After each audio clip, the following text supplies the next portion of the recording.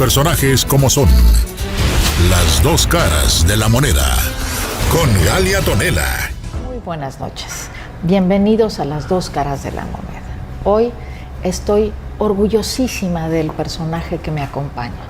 Es una mujer que no solo ha vencido a la muerte, ha vencido la vida, ha demostrado que está más allá del bien y del mal, una mujer justa, íntegra, una mujer que ha abierto brecha para otras mujeres, una mujer que tiene una carrera intachable, una mujer de letras con estudios propios en política criminal en la Universidad de Salamanca, España, maestría en Derecho con especialidad en Derecho Penal en la Universidad Autónoma del Estado de Morelos, licenciatura en Derecho en la Facultad de Derecho y Ciencias Sociales en la Universidad Autónoma del Estado de Morelos, experiencia laboral, actualmente es magistrada del Tribunal Unitario de Justicia para Adolescentes del Estado de Morelos, magistrada numeraria del Tribunal Superior de Justicia del Estado de Morelos, juez de primera instancia en el Tribunal Superior de Justicia del Estado de Morelos, en sede en Xochitepec, Cuernavaca, Cuautla y Yautepec, secretaria de Estudio y Cuenta en la Sala Civil. Ha tenido múltiples cosas que no voy a perder tiempo en decir toda su carrera porque es impecable, una mujer espectacular que siempre nos ha enseñado con el ejemplo, una mujer de una trascendencia increíble, y ella es, y me hace el honor, Ana Virinia Pérez Güemes y Ocampo, una gran mujer, una gran amiga, un gran ejemplo de vida, una mujer que todas quisiéramos ser, lo fuerte, maravillosa que tú eres. Bienvenida a tu casa, qué gusto tenerte aquí. Galia, buenas noches a todas y a todos. Es un enorme, pero enorme placer que me recibas en tu casa. Sabes de verdad que te quiero mucho, que eres una persona muy importante en mi vida. Te conocí en un momento clave, trascendente, y te guardo un cariño enorme. Así es que cómo no estar aquí contigo platicando. Muchísimas gracias por recibirme. Pero lo más importante es que eres de esas mujeres que dan el ejemplo a las mujeres que sí se puede. Claro, tú eres ese ejemplo de mujer al que yo respeto, al que yo quiero, no esa mujer feminista que quiere ser machista, que quiere ser, que pierde su feminidad, que no entiende que detrás de un guante rosa puede haber una mano de hierro, ¿no? Sí. Y que la justicia no está peleada con una sonrisa, no está peleada con una cara amable, ni con una belleza como la tuya, ¿no? Muchas gracias, Dalia. Dime una cosa, ¿qué difícil es ser juez para adolescentes? Fíjate que es una satisfacción enorme el poder dedicarme a la justicia para adolescentes. Hay que entender de fondo por qué estos niños con tan corta vida se inmiscuyen en conductas que llamamos delitos y que tienen de alguna manera una oportunidad o una segunda oportunidad de poder cambiar su vida, su proyecto de vida. O la primera, claro, ¿no? Porque se ha dicho, la cárcel a veces te da tu primera oportunidad. Exactamente. No es un lugar tan malo como la gente piensa.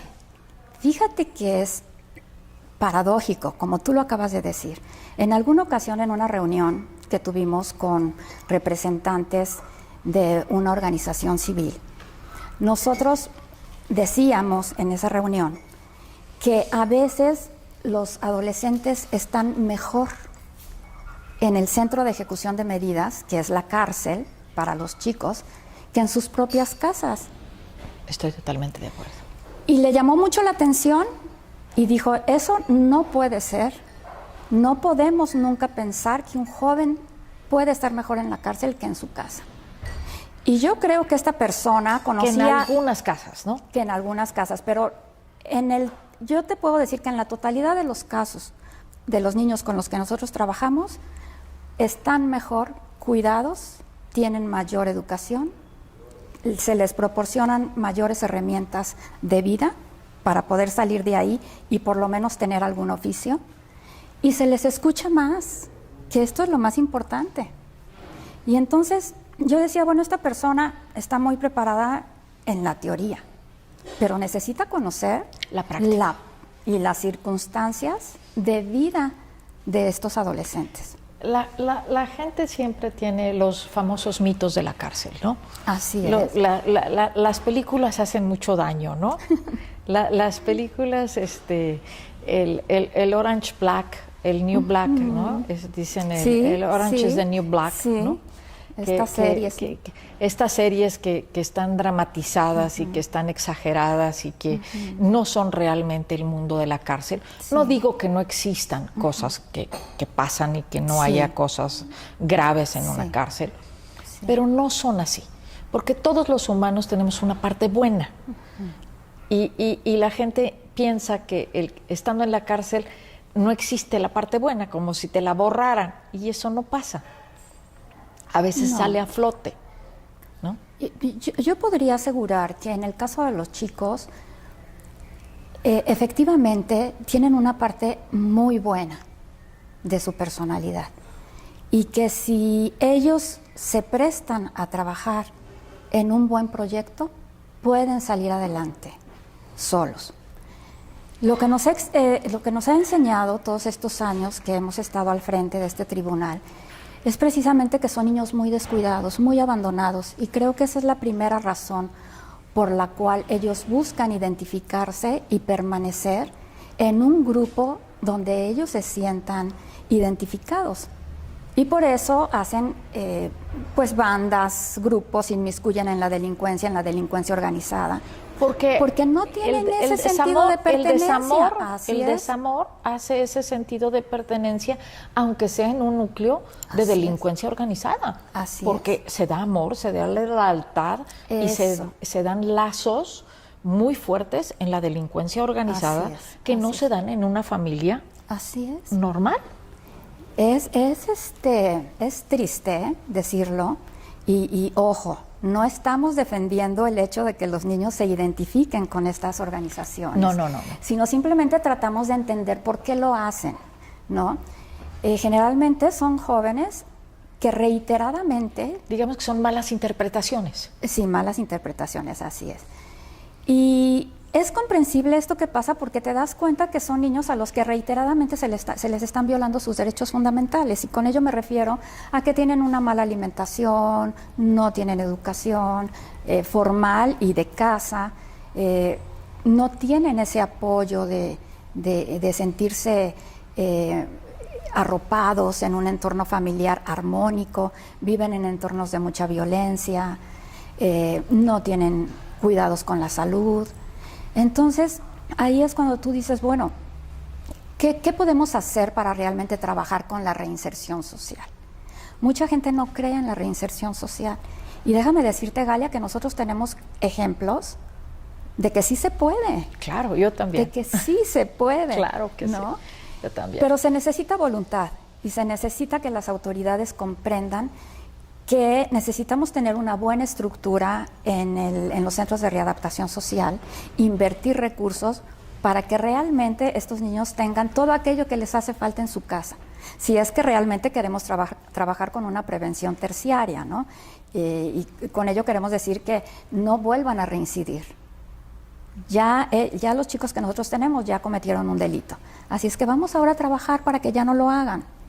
Y se puede, Galia. Entonces, todo esto que me ha tocado, en toda esta experiencia, porque yo ya estoy cerrando el ciclo, yo termino ya en el mes de diciembre, dejo el cargo, ha sido totalmente satisfactorio para mí, ha sido de verdad una bendición el que se me haya permitido trabajar en el Poder Judicial y específicamente en el área de los adolescentes en conflicto con la ley. Es muy bonito, es una labor muy noble. Yo recuerdo hace tiempo en una plática que teníamos frente a un tecito, sí. Que hubo un robo a una joyería. Sí. De un adolescente. Sí. Y me decías, ¿cómo es posible? ¿Qué pasó en la cabeza de ese muchacho si no podía salir de galerías? nunca iba a salir del lugar libre. Así porque robó ahí sin ni siquiera era congruente que robara. O sea, iba a ser atrapado a fuerzas. No podía salir invicto, ¿verdad? De ahí. Entonces, tal vez era un deseo de un freno inconsciente. Eso, fíjate que acabas de dar en un punto clave. En esa ocasión sí fueron estos chicos que entraron a galerías y bueno, los que vivimos aquí en Cuernavaca, que conocemos este centro comercial, sabemos que está vigilado, que hay mucha gente, que en esta joyería que está en la planta baja, pues está en medio. Entonces yo quiero imaginar qué pensaron cuando llegaron, subieron, atravesaron el pasillo hasta llegar a esta joyería y luego cómo pretendían salir, ¿no? Con tanta vigilancia ahí. Entonces, es posible que los jóvenes estén pidiendo a gritos límites que no tienen en su casa, porque no tienen una atención, ¿no? De alguien que les diga, esto está bien y esto está mal, y aquí va a haber disciplina, y vamos a tener horarios, y vamos a hacer esta rutina como un buen hábito, ¿no? Y volvemos a Pitágoras, ¿no? Enseña bien a un niño, jamás castigarás a un adulto. A un adulto, así es. Y entonces puede ser que estos jóvenes estén pidiendo orden en su vida. Mira, es muy curioso cuando los jóvenes llegan al tribunal, que yo quisiera que un día de estos nos visitaras para que veas qué bonito lugar, en el sentido de que es un tribunal. Vamos cuando tú quieras. Es un espacio muy digno. Es un compromiso. Te voy a decir, es un compromiso público. Sí, público, así es.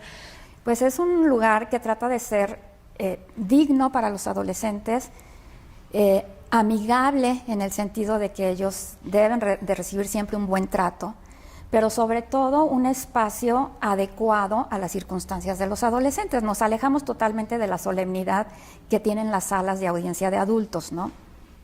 Y tratamos de que fuera algo, sí sobrio, pero más amigable. Entonces, es increíble que los jóvenes en el centro de ejecución de medidas son traviesos, les pueden gritar hasta groserías al director, a la directora, pero cuando se enfrentan a un juez en una sala de audiencias, son absolutamente respetuosos. Nada de malas palabras, buenos días, contestan con toda claridad a lo que se les pregunta, son absolutamente respetuosos. Y ahí es donde te das cuenta la importancia que tiene la autoridad para los niños. Una autoridad que valga. Si bien, que valga, claro, sí, pero que además sea también respetuosa, que los trate bien, que se ubique en el nivel intelectual de los jóvenes para poder platicar con ellos de su particular proceso y que ellos puedan entender de una manera muy clara qué es lo que está pasando y qué es lo que va a pasar, ¿no?, en ese proceso. Entonces, los chicos no son tontos, saben dónde están, ¿verdad? Y saben qué necesitan. Así es que, te repito, ha sido una experiencia, la verdad, maravillosa el poder trabajar ahí con estos chicos. Dime una cosa, una de las quejas que yo he hecho o he escuchado de algunos jueces, porque gozo de amistad con algunos, me dicen que la corrupción a veces está en el implemento de la averiguación previa, que es ahí donde se corrompe y muchas veces el juez sabe que la persona es inocente, incluso sabe que es culpable, y a veces ha tenido que dictar sentencia en contra de lo que él sabe que es, porque el expediente no está integrado conforme a derecho y se ve imposibilitado para dictar la sentencia apropiada. ¿Qué siente un juez en ese caso? Sí, es absolutamente cierto. Y se pueden dar las dos, las dos cosas. Tanto para condenar a un inocente como, que es lo más frecuente, como para absolver a una persona que es culpable, pero que tuvo una indebida integración de la averiguación y que por lo tanto no hay elementos como para poder dictar una sentencia condenatoria. Y pues yo creo que el sentimiento de un juez va un poco en el sentido de la impotencia, ¿no? De el no poder hacer nada, porque realmente no puedes hacer nada, como para poder condenar a alguien que tú sabes que es responsable en uno de los casos. Sí, ¿no? porque legalmente no tienes los elementos. Así es, no tienes los elementos. Y ahí se tilda al juez de culpable. Muchas veces, muchas veces. Ahora, yo te voy a decir una cosa. La corrupción se da en todos los medios, incluidos también algunos jueces y quizá algunos magistrados. Eso hay que reconocerlo. Hace rato fuera de cámaras platicábamos de lo incomprendida que es la función de los jueces. Yo te puedo decir, Galia, que la mayoría de los jueces a nivel federal y estatal son honestos. Los servidores públicos, los jueces, claro, los magistrados, ¿no? Habrá uno que otro que no siga esos principios éticos que debe de tener un juez, ¿no? Pero fíjate que ayer, precisamente, yo leía un comentario en el muro de redes sociales de Javier Jaramillo Fricas, de una persona que hablaba terriblemente y en un nivel muy bajo de la actuación de los jueces morelenses. Y asimilaba la función de los jueces con un prostíbulo. Y la verdad, para mí fue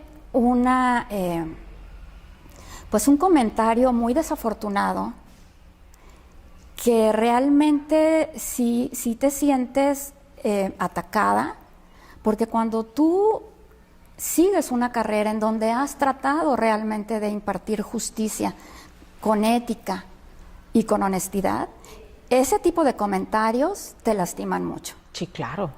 Entonces yo le pregunté a esta persona, ¿y usted conoce la trayectoria de los magistrados y los jueces de Morelos? Porque además subestimaba mucho los estudios que nosotros tenemos. La mayoría somos egresados de la Universidad del Estado. Entonces él criticaba también ese hecho, ¿no? Y entonces fíjate, Galia, que yo decía, bueno, los jueces siempre que oímos críticas nos quedamos callados y dejamos pasar los comentarios. Y yo creo que eso es totalmente indebido. Pues este es un foro abierto. Es Aquí indebido. Tú puedes decir lo que quieras. Está abierto. Muchas gracias. Channel One de Los Ángeles está abierto. Me dijeron que sin censuras. La jornada igual. Muchas lo gracias. de hoy Morelos igual. Y Canal 10.1 de televisión local. Gracias. También puedes decir lo que quieras. Gracias, Galia, te lo agradezco. Te agradezco este espacio porque es importante. Es importante que la gente conozca realmente el trabajo de los jueces. Los jueces tienen una preparación cotidiana, todos los días. ¿Por qué? Porque tenemos que conocer el marco jurídico. Necesitamos ser conocedores del derecho, obviamente, del derecho constitucional. Ahora incluso de las normas internacionales, que también son leyes, ¿no? Necesitamos estar al día de todo lo que pasa en el país y de conocer los criterios de la Suprema Corte de Justicia, tener las herramientas para buscarlas, leer sus sentencias para conocer los criterios, seguir en posgrados. O sea, es un estudio permanente. Y todo esto, y aparte, como platicábamos hace rato, de tener la carga, que no lo digo en el sentido negativo, sino en el sentido de que uno tiene el deber de allegarse de los elementos, de los juicios, de los conflictos de los particulares, ya sea en materia civil, familiar y penal, es algo que tú tienes, que llevas en tu mente todos los días. Pero y también todo el tendrías día, que ¿no? también preparar también al policía, al Ministerio Público, Todos. ¿verdad? Y todos. O sea, viene Es una una cadena. cadena. Es una cadena. Así es. Porque así cuando llega a ti, también a veces no tienes los elementos suficientes de prueba. Así es. Es una cadena, como tú lo acabas de decir. Todos estamos obligados a desarrollar lo que nos toca hacer conforme a la ley. Y para eso se necesita capacitación. Es muy fácil darse cuenta quién es la persona que está haciendo mal su trabajo, porque la ley es muy clara y tenemos límites. Cada uno de los servidores públicos que nos dedicamos a la procuración e impartición de justicia, tenemos un marco legal en donde debemos de actuar, conforme al que debemos de actuar. Ana, Si nos salimos decidió de ser eso, juez? olvídate. ¿Por qué decidió ser Ay, juez? fíjate que, Porque es déjame durísimo. decirte que tuve la suerte de trabajar primero con los mejores abogados. Yo entré a trabajar en un despacho muy serio y al cabo de 3 años tuve que hacer mi servicio social. Yo entré a trabajar ahí al mismo tiempo que ingresé a la universidad. Entonces ya a los 3 años, 3 años de la carrera que tuve que ir a hacer mi servicio social, lo hice precisamente en el Juzgado Primero Civil de la ciudad de Cuernavaca. Yo entré ahí auxiliando a quien era proyectista en ese entonces, que era la licenciada María del Pilar Urdapilleta. Ella era una mujer muy joven, calculo que tenía unos 24, 25 años. Su labor era hacer sentencias para el juez y yo le ayudaba con las transcripciones y hacer ahí mis pininos, ¿no?, de proyectos. Y fíjate que ella fue designada juez a los 3, 4 meses de yo estar ahí. Y entonces me designan a mí en su lugar. Pero trabajar con ella para mí fue así como que se me abrió el panorama, la visión. Yo la admiraba muchísimo y dije, wow, yo quiero ser juez muy joven como Pilar, ¿no? Pilar, te digo, la designaron juez, fue la primera juez joven del estado de Morelos, una muchacha muy inteligente, muy estudiosa, que lamentablemente falleció al poco tiempo, y de cáncer precisamente. Pero ella fue para mí ese ejemplo de mujer, ¿no?, esa guía de decir yo quiero ser como ella. Y fue mi ejemplo, porque a partir de ahí yo supe lo que quería en mi vida. Tan importante para mí hacer esta entrevista, porque las muchachas jóvenes que nos ven deben de verte y decir, yo quiero ser como ella. Ay, sí, tú eres un ejemplo de vida, un ejemplo de verdad que motiva, que inspira a muchachas que nos ven jóvenes y que quieran ser como tú, ¿no? Ay, Galia, no, pues es un honor. Es un honor. Yo la verdad, yo lo que puedo es darles un consejo a las mujeres jóvenes, y es que encuentren qué es lo que les apasiona en la vida. Porque ese dicho de que cuando tú trabajas en lo que te apasiona no es trabajo, ¿no?, es totalmente verdadero. Cuando tú haces lo que realmente te gusta, lo haces con mucha satisfacción y no pareciera que estás trabajando, ¿no? Siempre quieres estar ahí porque es lo que te gusta. Eso me sucede a mí, fíjate. Me gusta tanto mi trabajo que ahora que me vaya digo, bueno, ¿y ahora qué voy a hacer? Que seguiré, ¿no? Seguiré trabajando ya en otro ámbito. Estoy segura que vas a encontrar muchas cosas que hacer. Y así es, no eres una mujer que se quede quieta. No. Ya lo viví en esta pandemia que nos ha traído tantas experiencias, yo creo que la mayoría positivas, ¿no? Sí. Y una de ellas es que el tiempo que yo estuve por recomendación médica también, tantos meses en la casa para evitar contagiarme de COVID, me di cuenta que las mujeres que estamos acostumbradas a la actividad es bien difícil quedarse en casa. Uno disfruta la casa, sí, soy hogareña, pero también me gusta tener actividad fuera y trabajar. Para mí es indispensable ocuparse, ¿no? Sí. Así ¿Tú es. dirías que ser juez es tu máximo? Sí, es mi máximo. Yo puedo decir ahora que yo nací para ser juez. De verdad, me apasiona, me llena, es una actividad realmente. Y cuando suena el reloj de salida, ¿ya? Cuando suena el reloj de salida y dices, sales, ¿sigues con los casos en la casa? Todo el tiempo. O sea, no hay ¿tú descanso. no dejas de ser juez? No, es que nunca. No hay descanso. No hay, y te voy a decir una cosa, y aquí reconozco a mis compañeros que se dedican a la materia de adultos, a la materia civil, familiar y penal. Menos aún cuando tú eres juez civil y familiar. Porque ahí ves asuntos de tal complejidad que los sueñas. Y estás en tu casa con la cena y te vas a dormir y sigues pensando en eso y te levantas a veces con una idea de cómo resolverlos. Por eso te digo que la labor de juez es muy incomprendida. Es una labor de 24 horas de verdad porque siempre estás pensando en cómo vas a resolver los asuntos, sobre todo los complejos. No tanto en donde estoy yo. En donde estoy yo es más sencillo porque los jóvenes cometen delitos, pero un determinado tipo de delitos. Ellos, por ejemplo, no cometen delitos de cuello blanco, ¿no? por sus propias características, ¿no? Entonces la complejidad baja de los asuntos. No deja de preocuparte también esa labor, pero es mucho menos compleja que la función que realizan los jueces de materia civil y familiar. Pero, ¿cómo te afecta eso en tu vida personal, con tu familia?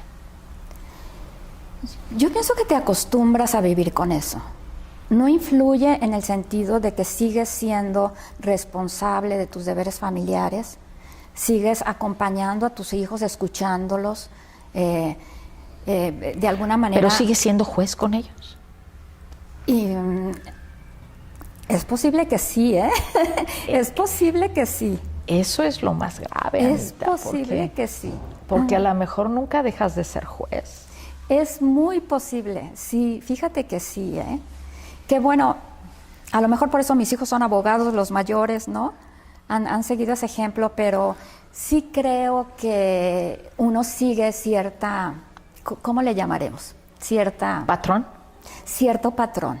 Es posible que sí. A lo mejor te vuelves más exigente o más observadora o más aprensiva, que es algo que sufren los hijos, yo no sé si de todos mis compañeros jueces, pero yo me he vuelto con los asuntos que yo veo, que yo tengo que lidiar todos los días, pues muy aprensiva en el sentido de la inseguridad, ¿no?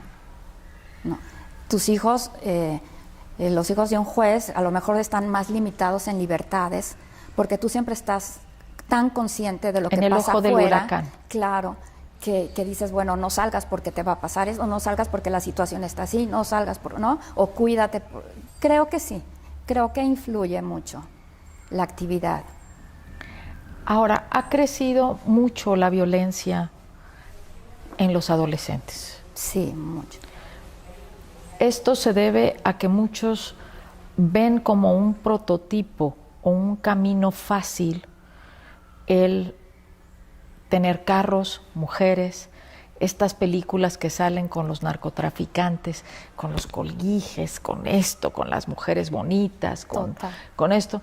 Y nosotros sabemos que la vida de un narcotraficante no es esa, ¿no? Así es. A mí me ha tocado hablar con narcotraficantes reales en la cárcel, donde han estado en una sierra sin agua, con miles de dólares en una recámara y no tienen un vaso con agua potable, sí, porque están escondidos en la sierra. Sí. O sea, ¿de qué te sirve tener tanto dinero si estás escondido como rata en una sierra? Claro, ¿no? Sí, es totalmente cierto. Y esa parte no la ponen.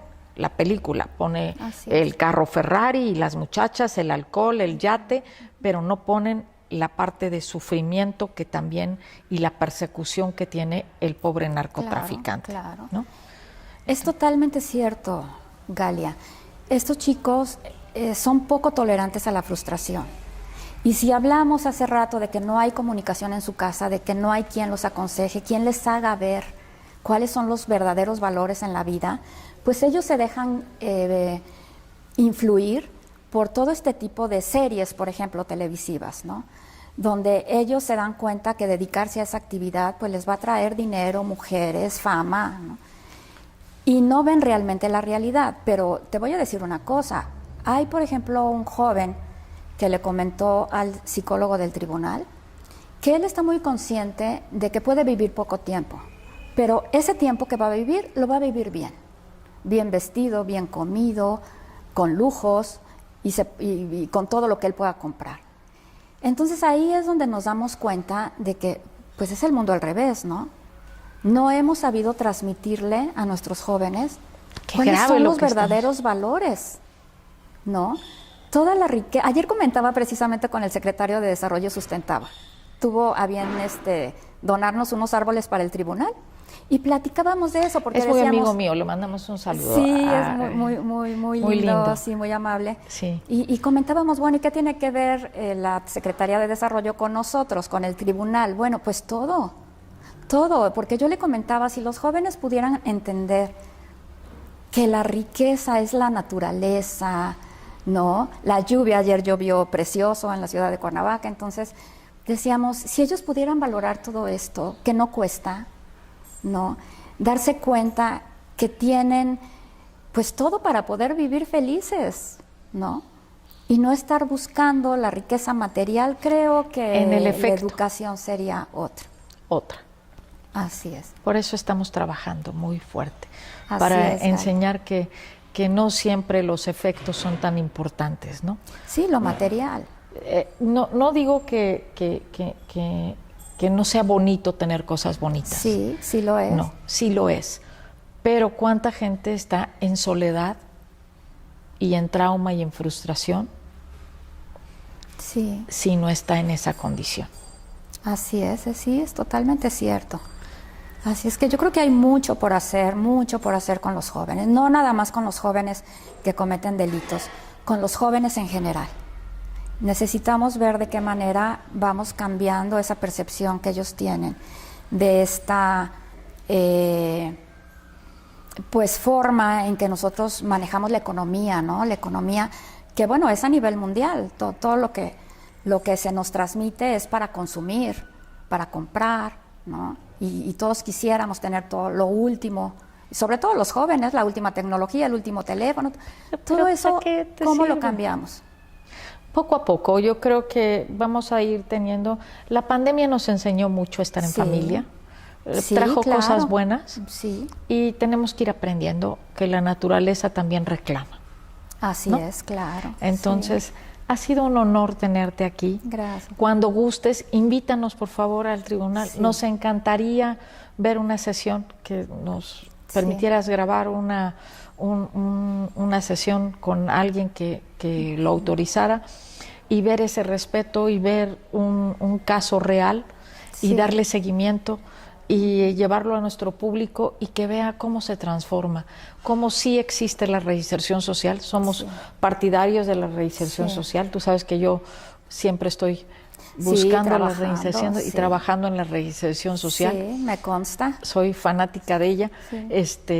creo en ella, tengo mucha gente que está en la reinserción social, que he visto muchos casos y que tengo el agradecimiento de muchos jueces que me han apoyado y Sí. que han revisado casos de gente que es inocente y que Y que estaremos están ahí, trabajando. claro.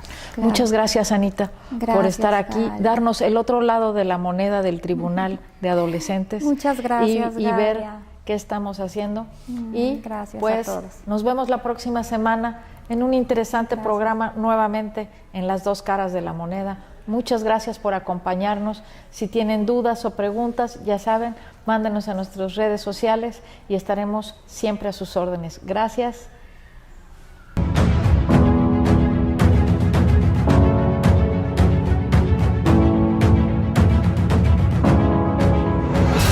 Los personajes como son. Las dos caras de la moneda. Con Galia Tonela.